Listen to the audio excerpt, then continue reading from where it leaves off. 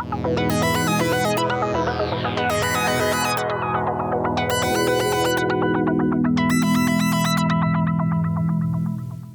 well, welcome to episode 15 of this season's Fezcast. Me, Matt, in the hot seat. Joe Peake is with me. Also got Georgia Evans with us this week. So we're going to jump straight in, and we have been discussing off air. It's brilliant that we only do this as an audio-only podcast, because I've just been to the gym and got back and haven't had a shower. Joe's got a big spot. Georgia's got her hair up and is wearing an all-black shirt. So it's, we're doing well here. We're doing well. There is a visual picture there for people listening. But let's focus on our main guest. So, Georgia, welcome to the show. Thank you for having me. No problem at all. No problem at all. So you came to Saracens via Pontyclun Falcons, is that right? Yeah. God, that feels like a lifetime ago now. But yeah, I was originally in Pontyclun in South Wales and hit up Alex over the COVID period, and he said, "Yeah, come down, see what it's all about, see what you're all about," and I haven't left since. That's fair. I'm going to hit you with the most important question we've got first. What is your best position? Because you've played 4, 5, 6, 7, 8, and we reckon you're going to have a go in the front row at some point. I mean, I am avoiding the front row at all costs. In my heart of hearts, I'm in 6. That's probably where I've shown my best performances previously and historically. So 6 or 8 is my preferred. But with the calibre of players that we've got at Saracens and in Wales as well, sometimes I'm just lucky to get on the field. So if I've got to put my head where I don't want to, then needs must. And as long as I'm on the field, I'm not too bothered. But yeah, I'm going to avoid that front row at all costs at this moment in time. That's fair enough. And hopefully Alex is listening this week, so makes a note of that. We probably just need to come bit of a shout out for your Wales captain that's retired from international duty this week, Suan, brilliant advocate of the game, and I've met her a few times, obviously at the Welsh games, and you know her probably pretty well. So obviously everyone at the Fezcast wishes her well in her retirement and looks forward to seeing her when she's playing with the club as well. So big shout out to Suan there, I think. Yeah, 100% needed. She is a class act of the game, and she's been at the forefront of changing the game in Wales, and we all thank her so much for her time, her work, her dedication over the years. She's been my captain since I started out in Wales, so she'll be sorely missed, but I know whatever she'll go on to next will be amazing. So we'll see her maybe next week. Maybe, yes. Possibly. Yeah, while we're there, actually, let's focus on international rugby. Obviously, rugby in Wales, certainly for women, has developed a lot over the last year or so, and with the contracts that are coming in as well, it's fantastic to see, much needed. But the World Cup itself, obviously, you're handed a pretty tough group with New Zealand, the eventual champions, and playing Australia and Scotland as well. Just in general, George, I mean, before we focus on the matches themselves, how much did you enjoy the experience of just going out there for the World Cup? It was a surreal and unbelievable experience, to be putting it lightly. The whole thing, the whole year, I was worried that I would never get there. So to even be on the plane to go over there was something really special for me and for everyone who's been a part of my journey. So the whole place, the people, the surroundings, just everything about the place I absolutely adored. They welcomed us with open arms. You know, the Kiwis love the Welsh. We had a few good nights to them, and it was an experience that I will never ever forget, and I will cherish very, very fondly. And I feel very lucky and blessed to have been a part of it. Absolutely fair play. But yeah, the group stage itself, obviously, you know, I don't know what the target was for Welsh rugby particularly, but being drawn against New Zealand was obviously going to be very tough. And then in 2 games, Australia and Scotland, you know, I think all of you can be pretty proud of the performances you put in. But just from your perspective, Georgia, you know, there were things to work on for next time round, or? Yeah, 100%. And I think at the beginning of this year, obviously, we didn't know what life would look like with contracts. It was all very much new to us. Everyone was playing around now, the WIU, the girls were all getting used to like this new way of life. It's abnormal to us. So trying to figure out what it's like for us. So going out there, we set ourselves a target. You know, we want to get out of the group stages, and we in that, and we're really proud of ourselves for doing that. There are definitely things we could work on. You know, we won the Scotland game, but probably lucky to have got that penalty at the end. So very much so, we could have put that to bed earlier. Stuff like the Australia game, definitely weren't happy with how we left that game and where we came. So I think there's small details now, but I think we've got time. The privilege is we've got time now to right those wrongs over the next, it's a short turnaround, so over the next 3 years. We've now had this almost trial period of professionalism. We now know what is required of us as athletes. They know what works for us as players and as people as well. So I think now we've got a short turnaround in the 3 years, but there's definitely things that we want to target. You know, being top 3 in the Six Nations, we want to prove to people that we're a team to compete, not a team to just go and play. So, yeah, there's small things. I think you can't take away from the effort and the heart of the girls and the performances we put out there. Like you said, we had New Zealand, which was a tough feat in itself, an amazing experience and something that we'll take a lot of learnings from. But it's just, it's those small margins now that need to be rectified so that we can actually go out and compete with those top teams. Yeah, I think you covered it off absolutely brilliantly there. I mean, I spent every single weekend up at silly o'clock on this side of the world games, paid for it during the week. But some of the performances, you could see how much you've transformed, certainly in the last 18 months, 2 years, for the Welsh side. And Georgia will know I went down to Cardiff for the few of the Six Nations last year as well. And the change and the professionalism around that team is clearly evident in your performances, and it's just now probably the results and the outcomes that you just need to see. You know, the payoff of all the hard work and stuff that you're doing now, and the investment in the game, which is brilliant for the Welsh Rugby Union to finally start recognising that. And hopefully the Six Nations this year will be equally as competitive, and you have some good crowds down there at Cardiff Arms Park. And I know that I've got tickets for a couple of the games, so I should be down there yelling loudly anyway.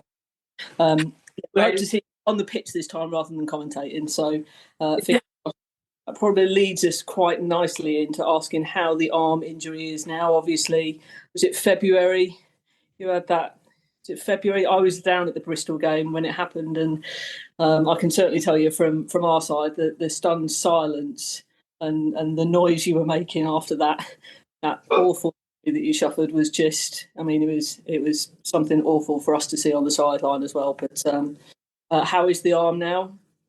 Yeah, it's good. It's mad that actually that happened this year. I can't, it's how many months ago, but it's crazy that it happened. It feels like a lifetime ago. But no, the arm is all fixed and ready to go. Obviously, my return was pretty much it was the final and then into international, which is always, it was a pleasure to return then. And yeah, I can't thank the medical team at Saracens enough. The girls, the emotional support that they had to give me over that time, because essentially after all the dramatics died down, I was like, really, I've just broken my arm. Like, people do this every day, but I did it in a bit of a dramatic fashion. So yeah, that's all put to bed, and we're all good now. So me and my bionic forearm are ready to go. Fantastic. Well, we're all the fans were definitely glad to see you back, and as you say, brilliant result in the Premiership final. I was obviously there for that one as well. There's a few of the Fez cast and the SSA there screaming and shouting along, so that was a really lovely result. And that probably brings us quite nicely on to looking at this season. And how you found this season, start of this season so far, and particularly the Quins game on Saturday? It was amazing to be back. So as soon as we landed off the plane from New Zealand, I said to my coach, I was like, I just really want to return. He was like, have a couple of weeks off. I was like, all right, I'll have a week. I was like, and then I'm going to go back to Sarries. I miss it. I want to see them all. So I headed straight back up here, had a week with my family, then headed straight back up here. And it was so good because it was like first day back to school. I've said it like on repeat, but like the whole new building's been up. We've got all new facilities. We've got a whole new medical team. We've got a whole new bunch of girls in. Like the whole thing was like brand new. So it was really nice to get back into the swing of things, and to see everybody. To see, we started the first two games off. Excuse me. I don't think with the performances that we would have liked and that we would have wanted particularly. But then there's a lot of bedding in at the moment with the new girls, and with a whole new squad essentially. Like a lot of these girls have played Sarries before, a lot of them first in the Premiership, a lot of younger girls. So it's all about like building those relationships and trying to get them, used to what this league is like essentially, because these are the girls that we need to depend on when the internationals aren't here. So I think the first 2 games were really, we got the bonus point win, and that is the main thing at the end of the day. I don't think it was the polished performance that we needed, which probably didn't help us then going into Harlequins this weekend. Rightly so, they came away winners. I think I said on the bench to Alex Ellis that it's really interesting this year because almost the pressure is not off. We want to win every game. We go to win every single game. But this league is now so open that it's not just Saracens winning every day. So the pressure is kind of off us because we're not always going to win. We know that. It's who's going to turn up on the day. But it's like, Quins were better on the day. We didn't capitalise on some of our moments. We were in their 22 a number of times and didn't come away with it.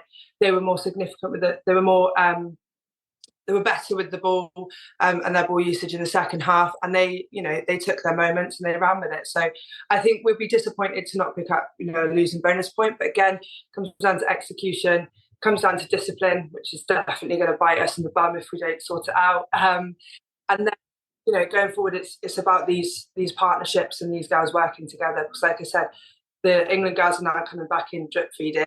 But who knows if we'll have a full squad of internationals at all this season because of the way that it looks. There's a lot of games going. So we've got to be able to depend on these girls to do a job for us. So, lots of learnings, lots of positives to take away from it. We're not going to dwell on it too much. We've got a big game this weekend. But I think we can be disappointed for now until we train tomorrow.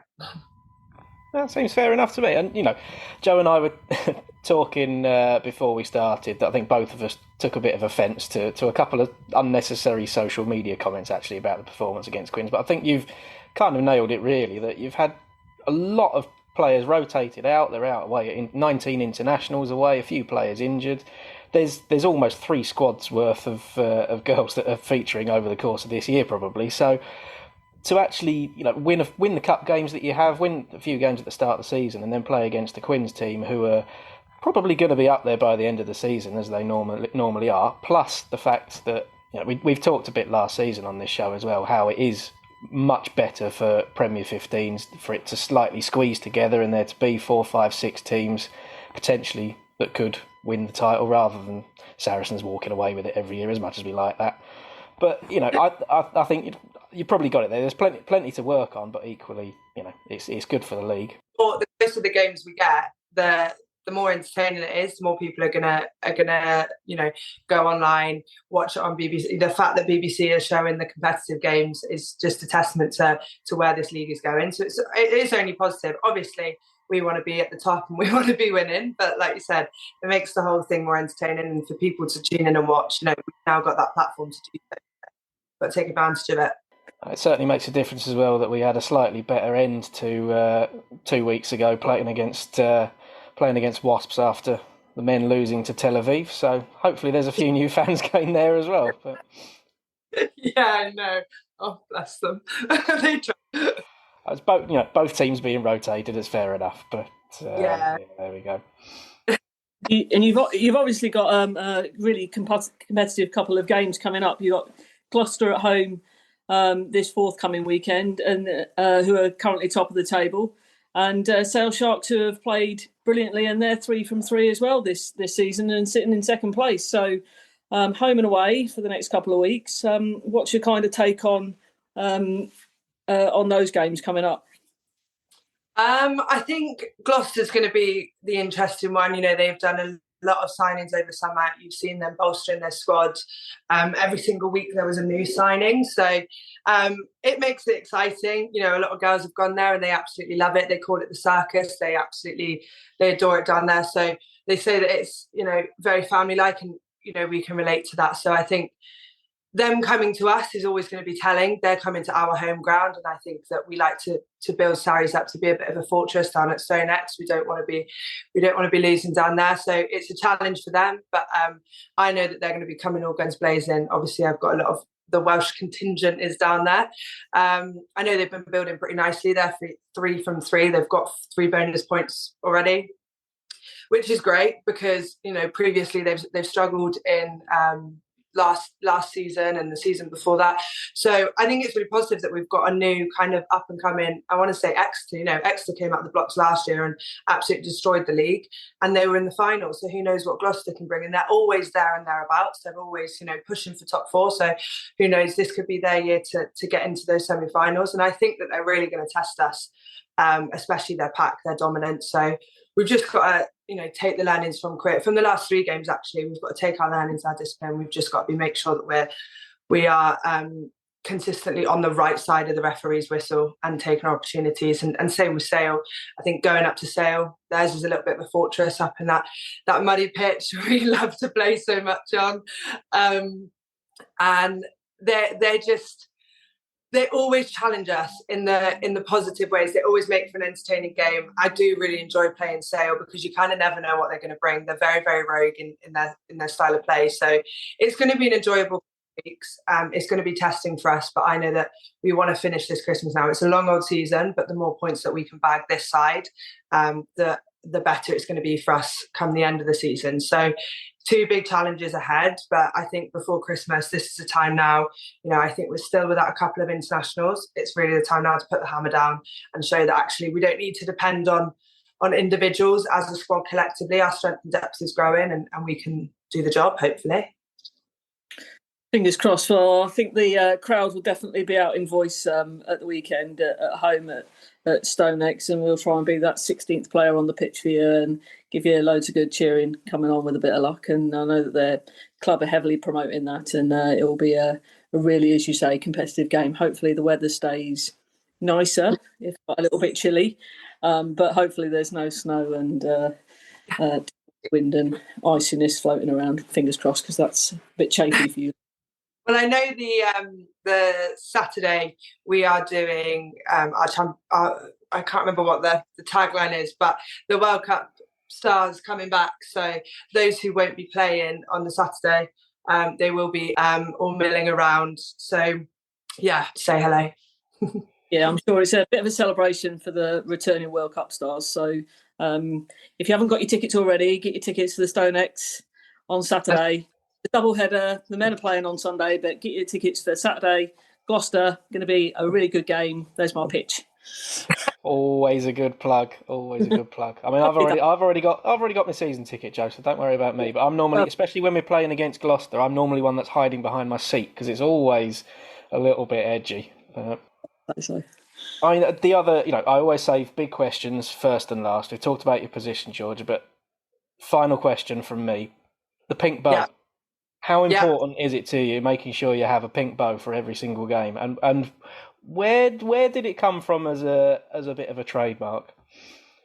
So I wore my pink bow on my first cap. So I just found it in a shop really randomly, and I was like, oh, I love that. And I picked up, wore it for my first cap, or my second game, sorry. And I played 6, and I thought I did all right. And I was like, maybe this is my lucky thing then. And then I kind of wore it in every game. I wish I could tell you some elaborate story, but it's really not that good.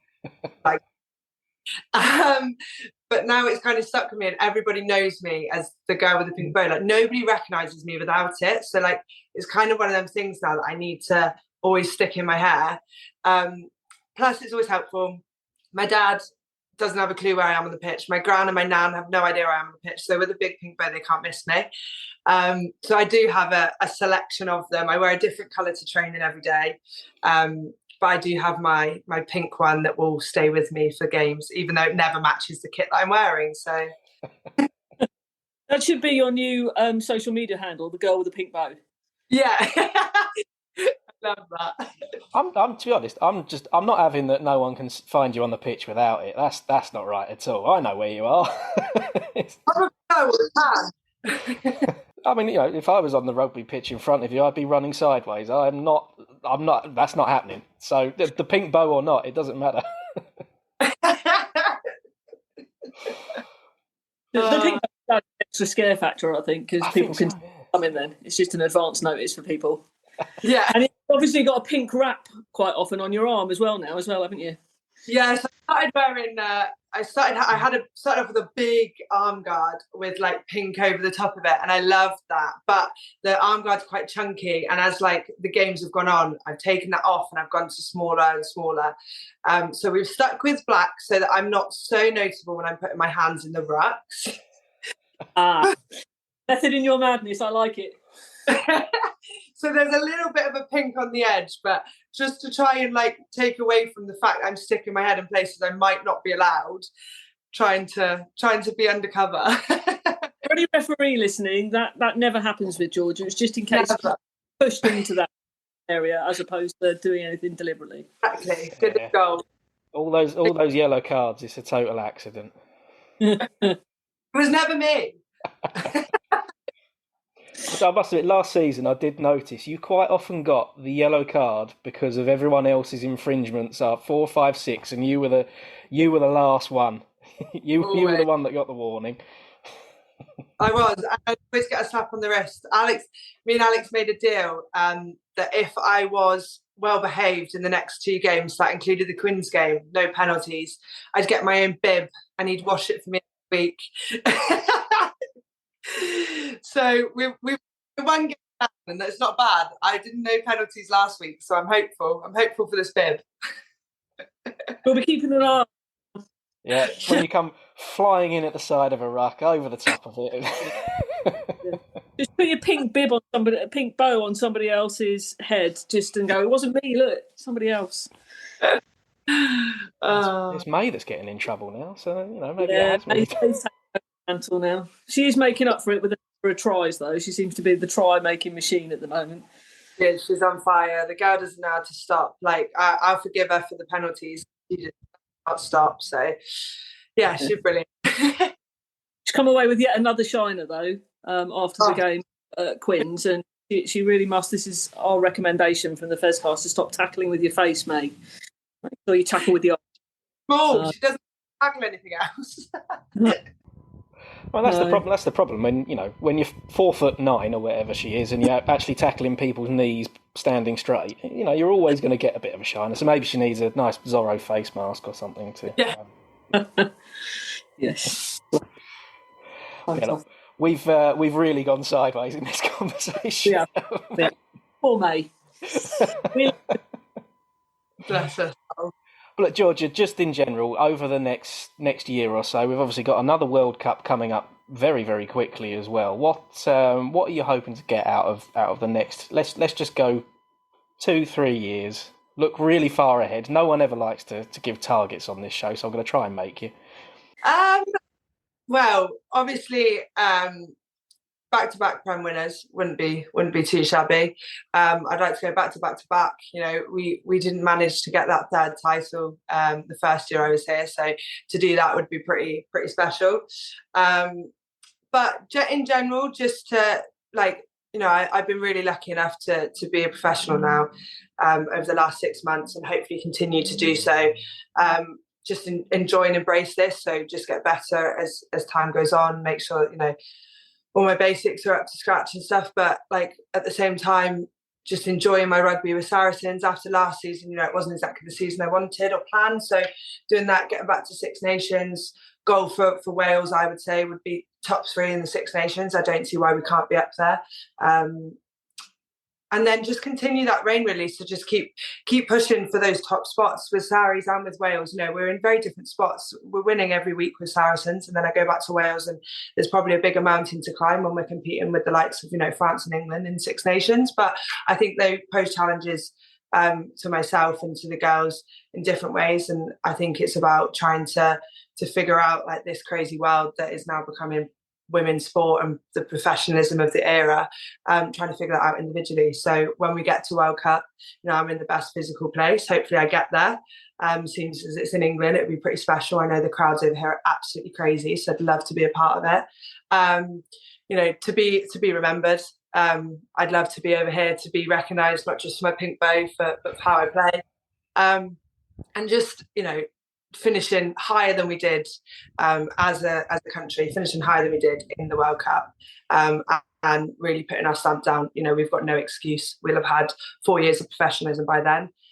You don't see England shying away and being like, oh, we didn't win because we've only been professional for 4 years. Like, they take it on the chin and they go forward. So I think that for us as a country is massive, and to get the support behind us would be absolutely huge as well. Seems as we're only across the border, it would be lovely for Welsh fans to be able to come over and to see us on the big stage. That's a detailed plan. Exactly. We've finally managed to get somebody to answer that comprehensively, Matt. So that's you've done well there, Georgia. You're top of the list for that so far in 3 seasons and 15 episodes this season. So we've finally got a really comprehensive answer, and I agree with you around the Rugby World Cup. I mean, hopefully the RFU will spread those games across England and gives the opportunities for the Scottish and the Irish contingents to come and support their teams as well.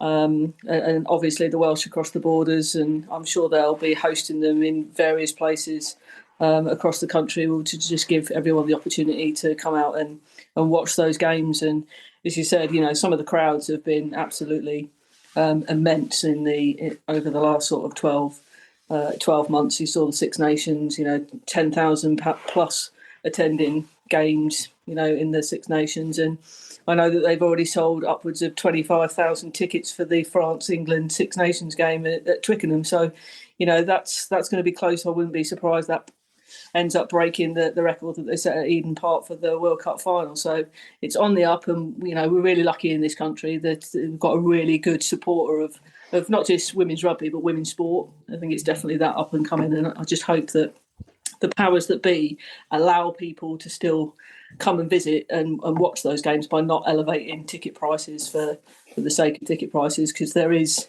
the opportunity for lots of young boys and girls to come and see their heroines and watch them run around the pitch like madness, and it encourages the game of that grassroots. But that goes if we're starting to charge £40-50 a ticket for a school kids ticket and such like. So I'm hopeful that they won't do that, and that's my Bill Nigel at the RFU and some other bits and pieces. But hopefully they keep it nice and accessible for everybody. Need to buy you your soapbox, don't we? Yeah, I'm off it. This is why we have Joe on the show. It's exactly what we need. It's a balanced viewpoint, Matthew. It is, but no, it's been over the last years. I mean, every time we have one of our players on the show, it's always good to see just how quickly it's been developing. Even in the time that we've been doing the Fezcast, I mean, the amount of professional players that have suddenly popped up on the radar is the main thing. But yeah, we probably all better disappear. I think I've got a shower to have. George has got a trip to make to Saracens as well. So Joe, what are you up to? I've got a day off work today, so I'm going to go and walk my dog in a bit, and he'll be up at Sale, I hope, to come and watch the game at Sale on the side of the pitch, and I'll get him in his. He was there when unfortunately you got injured, Georgia, at the side of the pitch, and ended up having live commentary on the BBC on his coat from Nick Burford, which I've still got on somewhere on record. Yeah, I'll come for a visit to Hayward Road in a couple of weeks. Yeah, you look forward to it. Fantastic. And we'll see you on the pitch, fingers crossed, on Saturday. Hopefully. Everything crossed. Yeah, we best move on before we say something we shouldn't. Speaking of things we shouldn't say, we'll probably end up finding out what's happening with Eddie Jones very soon. We'll tack a little bit of extra onto the end of this podcast. But for now, Georgia, really appreciate you joining us. It's been brilliant talking to you, and hopefully the rest of the season goes bloody well. Hopefully. Thank you so much. Appreciate it.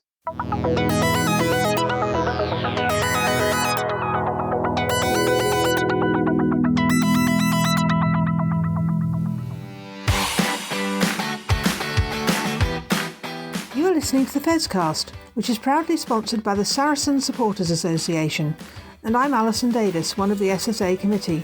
For a £10 annual subscription, the SSA provides our members with monthly newsletters, virtual and in-person player events, away match ticket allocations, And we organise pre-match gatherings at away matches. We sponsor men's and women's players, and we support the Saracens Foundation Track Club on behalf of our members. On top of all that, every year we have a seasonal SSA badge, which is exclusive to members. Where else can you get that much value for a tenner? Join now at membermojo.co.uk/SSA, or come and see us on match day in the Oasis at the Stonex.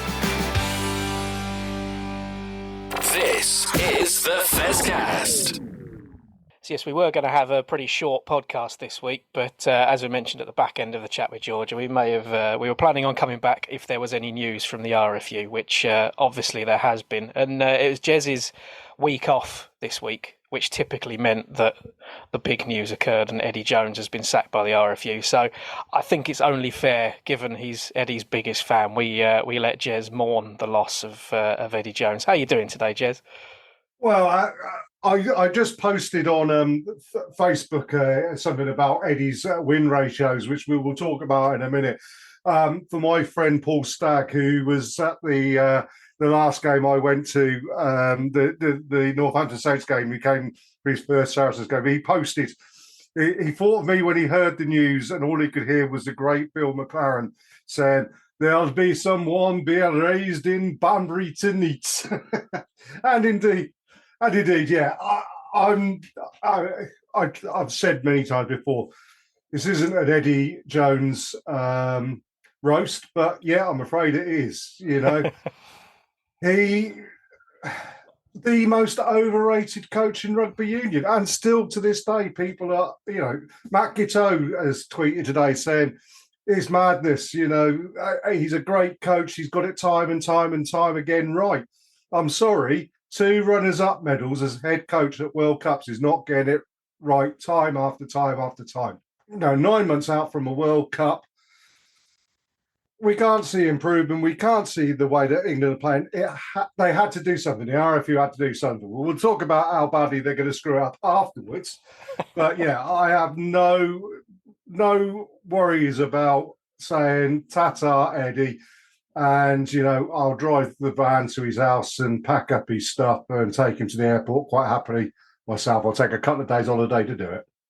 That's fair. I think, well, the first thing I should say at the moment is apologies to any Scotsmen that are offended by Jez's Bill McLaren accent there.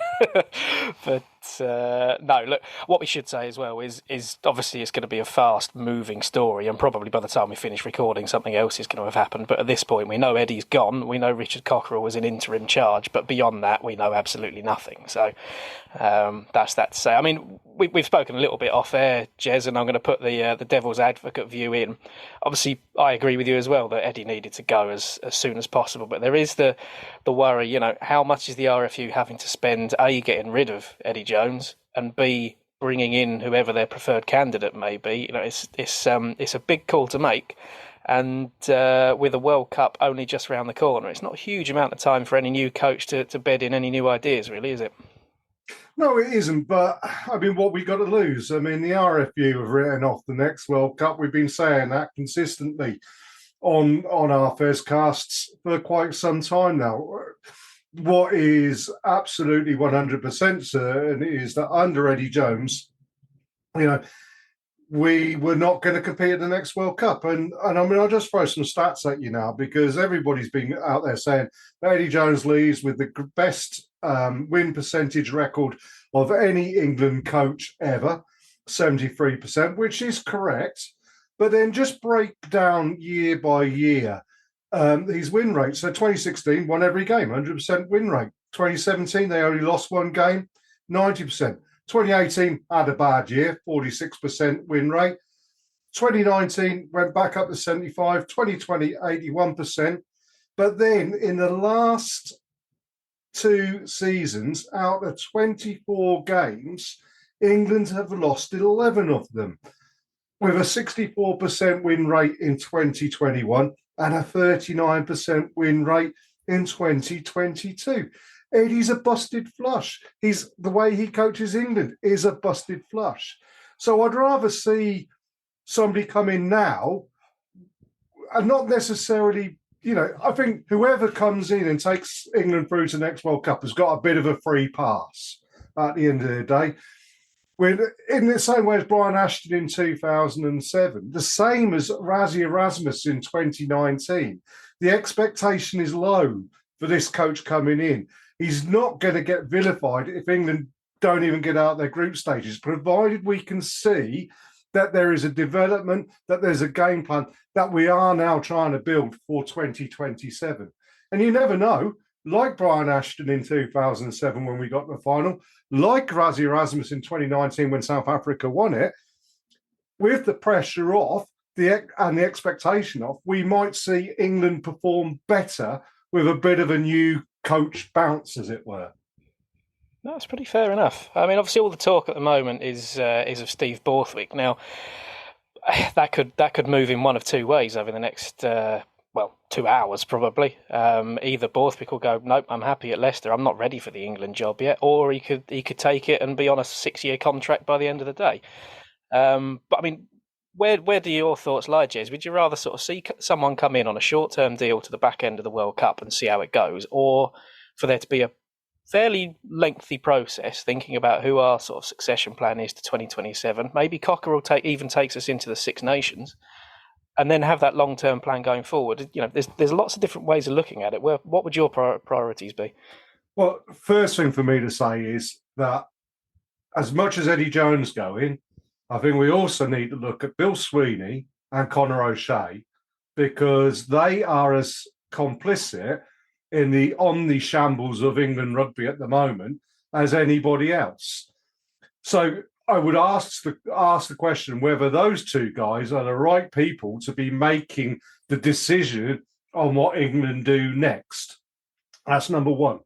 Number two, short of myself putting my own CV in, because I think I've got the right ideas, but, you know, I'm never going to get a job, although I'll be an awful lot cheaper than anybody else.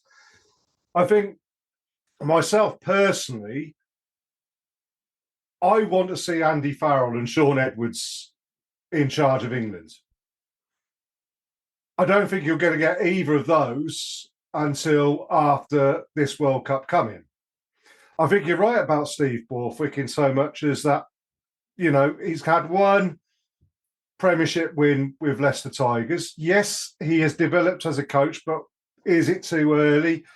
I think that the thing is, it has to be an English coach. I don't want to see another foreign coach come in. I know Scott Robinson's been someone who's been mentioned. I want to see an England coach take it. And Andy Farrell and Sean Edwards, for me, are the right people. Though you won't get them until after the next World Cup is over. So short term, yeah, look at short term. I don't rate Richard Cockerell as a coach, but, you know, as I said before, we're on a hiding to nothing anyway. There's that lack of expectation there. Maybe Cockers is the right person in the short term. There's also Sir Clive Woodward that's hanging around, and okay, he might be 20 years out of date, but Clive Woodward is clever enough to bring in the right coaches, I think. There are plenty of other people around the game who potentially could come in. Rob Baxter, maybe? I don't know. There's plenty of different options out there with experience. I just want us to pick a coach who's going to make England play good rugby. The talent is there. There is no doubt about it. But I want a coach who's going to pick players in the right position and to play in a way. Again, we'll go back to the Clive Woodward thing. You read his book, Winning. What he wanted to see is 80,000 people in Twickenham on their feet cheering because the brand of rugby we were playing was good. And that's all I want to see. And I want to see a progression. I want to see us actually going out there with the idea that attack is the best form of defence. Not worrying about what the opposition is doing, but worrying about what we're going to do to make the opposition worry. And Eddie Jones had that at the start, 7 years ago, a little bit. But we haven't got that now. And that's what we need. We need a coach who's going to come in and say, look, this is what England are good at. This is what we're going to do. Maybe in the build-up to this next World Cup, just going back to basics a little bit and then develop afterwards. But, yeah, I just want to see... I want to be cheering England. At the moment, it doesn't interest me watching England play international rugby. It really doesn't. I want that to be returned to me. No, I think I'd definitely agree with you there. I wouldn't put entertainment over the results, but I definitely, I feel like, even if England were winning every single game, if we were winning it 15-12 in a succession of penalties and playing Warren ball, which is another conversation entirely, then I wouldn't be interested in watching international rugby. So I think someone coming in with some fresh ideas is going to help. Which is, to be honest, some of why I think Steve Borthwick isn't the man for us going forward, and we'll see whether that gains any traction over the next few days. But it's definitely a story that we're probably going to be picking up again a few times over the next few weeks, aren't we, Jez? Well, absolutely. I mean, it's interesting you mentioned Warren Gatland as well, because, I mean, it does seem this week that the Welsh and English rugby football unions are holding each other's beers and trying to outdo each other in Omni shambles, isn't it, really? I mean, I feel sorry for Wayne Pivac that he's been sacked from his job when it's not really his fault. He's just not got the players or the infrastructure or the support to do what he needs to do. And I think Warren Gatland going back to Wales without Sean Edwards, with this current state of Welsh rugby, is going to prove that Warren Gatland, one, isn't as great a coach as everybody thinks he is, and two, that the issues with Welsh rugby are a lot more embedded than just who is coaching the team. Similarly, with England's, I think, Eddie Jones, didn't coach England great, especially over the last 2 to 3 years. Yes, that needs to be changed, but there are a lot more things wrong with English rugby internationally than just what goes on the coaching paddock and on the playing field. No, I think you're probably right. Pivac actually is an interesting one to mention, because I've just sort of said at the start, people, good coaches will coach differently in the domestic game and in the international game. They're two very different things, and actually I'm probably going to get shouted at by all sorts of people now, but Wayne Pivac, I think, has got unfinished business in rugby at this end of the world, and I actually think that he is someone that should be sticking around for one of the next domestic jobs, particularly if it's in England. I actually think he'd be a good English domestic-based coach. I mean, pie in the sky, if Mark McCall and his entire coaching staff get the nod for England, is he someone that we'd have a look at for Saracens? Probably not, but, definitely not a terrible coach, as you say, but he's obviously fallen on his sword a little bit for Wales and the issues that they've got there. Eddie Jones, I think his race is run. I can't see him having another job at this end, particularly domestic rugby. He will be a consultant for some up-and-coming nation. He might go back to Japan even, which actually might be a decent run for him, mightn't it? But who knows? There's a lot to cover over the next few weeks. Plenty of ramifications. We don't know who within the current England coaching team will stick around, whether they're Team Eddie or not. We'll just have to see, won't we? Indeed, yeah, and it's something that we will revisit on more than one occasion, I'm sure, as we go through, and especially into the Six Nations. But that's plenty to look forward to there. Absolutely. Well, thank you for coming back in on what was supposed to be your week off, Jez, but we definitely couldn't have a show about Eddie Jones without you having your say, really, could we? Well, absolutely not. And rest in peace, Eddie Jones. Jez rants, I suppose, is the only other thing to say. I mean, for those of you who enjoy my rants about Eddie Jones, that's something that we're going to miss from now on in. Yep, and we'll see you for the first game of the Six Nations, when we'll pick up a new topic for an international rant, I'm sure. Indeed. Well, cheers, Jez. That'll be the end of the show for definite now, unless there's some other... I mean, the entire Saracens coaching staff get let go or something. But that will be it for this show. Cheers, everyone. See you next week. Ta-ra. This is the Fezcast.